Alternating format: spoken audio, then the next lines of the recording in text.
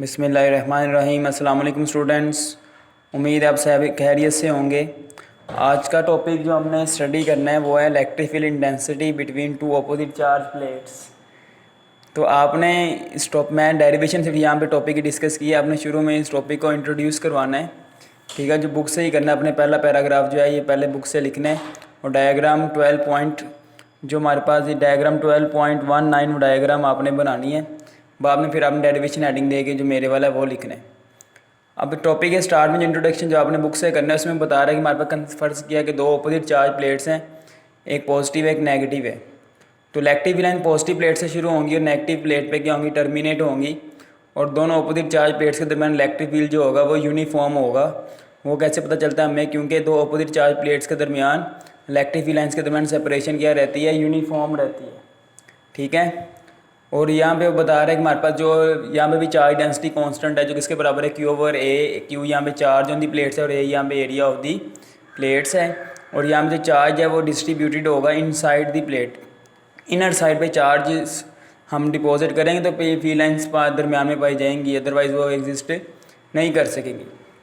अब अगर आपसे पूछे कि अपोजिट चार्ज प्लेट्स क्यों हम ले रहे हैं, सिमिलर चार्ज प्लेट्स क्यों नहीं, तो आपने बताना कि सिमिलर चार्ज प्लेट्स के दरमियान इलेक्ट्रिक फील्ड जो होता है वो कैंसिल आउट हो जाता है, क्योंकि दोनों प्लेट्स का अपोजिट इलेक्ट्रिक फील्ड होगा, आउटवर्ड इलेक्ट्रिक फील्ड होगा दोनों प्लेट्स का। तो एक दूसरे के लिहाज से वो क्या हो जाएंगी, इलेक्ट्रिक फील्ड अपोजिट हो जाएंगी, तो वो कैंसिल आउट हो जाएंगी, ठीक है।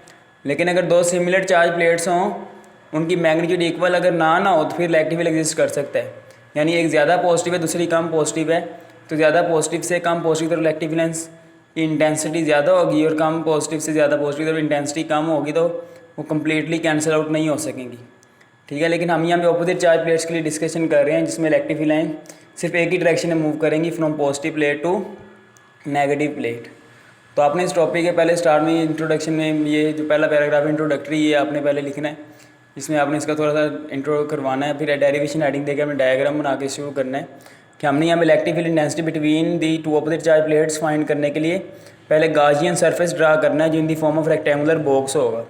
हम गाजियन सरफेस उस शेप का लेते हैं जो हमारे लिए ईजी टू अप्लाई होता है, ठीक है। अब यहाँ पे जो गाजियन सरफेस की जो बॉक्स है उसकी upper side between the inside the plate है और lower side between the plates हम रख रहे हैं, ठीक है। अब अगर आपके पूछे कि हमने दोनों साइड बिटवीन दी प्लेट्स क्यों नहीं रख दी, वो इसलिए नहीं रखी कि अगर दोनों हम बिटवीन दी प्लेट्स रख देंगे तो net flux through the Gaussian surface तो जीरो हो जाएगा, क्योंकि जितनी फील्ड लाइन्स एंटर होंगी उतनी बाहर चले जाएंगी, तो नेट फ्लक्स क्या हो जाएगा, ज़ीरो। तो हम एक साइड अंदर रखते हैं प्लेट्स के ताकि नेट इलेक्ट्रिक फ्लक्स प्रोड्यूस हो सके, ठीक है। अगर आपसे पूछे तो उसकी लोअर साइड जो होती है हमने उस पॉइंट पे रखनी होती है जहाँ पे हमने इलेक्ट्रिक फील्ड इंटेंसिटी फाइंड करनी होती है। अब यहाँ पे भी मैं इलेक्ट्रिक फ्लक्स फाइंड करने के लिए इसको 4 हिस्सों में डिवाइड करूँगा, flux through side A B B C C D and D A, ठीक है। अब जो साइड A B है उसका इलेक्ट्रिक फ्लक्स ज़ीरो होगा, इलेक्ट्रिक फ्लक्स ज़ीरो होगा क्योंकि side A B between the inside the plate है और प्लेट के अंदर इलेक्ट्रिक फील्ड ज़ीरो होता है। इलेक्ट्रिक फील्ड प्लेट्स के दरमियान पाए जाते हैं, ना कि उसके अंदर, ठीक है। अब जो electric flux through side B C and D A वो भी ज़ीरो होगा, because these two sides are along the electric field, यानी उसके साथ साथ हैं। तो इसके लिए नॉर्मल अगर आप ड्रा करते हैं इन दोनों साइड पे तो इलेक्ट्रिक फील्ड के साथ एंगल 90 बनाएगा, कोस 90 ज़ीरो, तो फ्लक्स क्या हो जाएगा, ज़ीरो। लेकिन जो साइड हमारे पास D A है, साइड D A जो है उसका इलेक्ट्रिक फ्लक्स जो होगा हमारे पास वो E A के बराबर होगा, क्योंकि साइड E A जो है वो परपेंडिकुलर टू इलेक्ट्रिक फील्ड है, तो उसका नॉर्मल क्या आ जाएगा हमारे पास, पैरेलल आ जाएगा। तो टोटल फ्लक्स हमारे पास सिंबल किसके बराबर आ जाएगा, E A के इक्वल आ जाएगा। अब बाय गाउस लॉ अगर हम देखें तो फ्लक्स का फॉर्मूला होता है charge divide by epsilon. Charge यहाँ पे हमने कौन सा लेना होता है, जो इनक्लोज्ड है with in the Gaussian surface.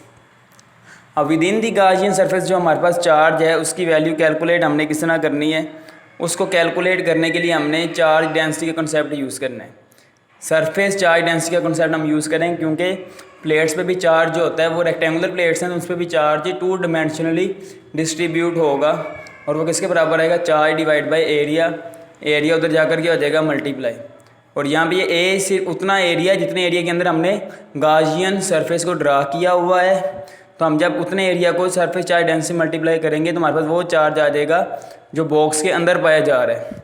अब ये इक्वेशन 3 में हम पुट कर देते हैं तो सिग्मा A और एप्सिलॉन आ जाएगा। ये फ्लक्स का एक हमारे पास फॉर्मूला बन गया, एक ये फ्लक्स का फॉर्मूला हमारे पास, एक ये फ्लक्स का फॉर्मूला।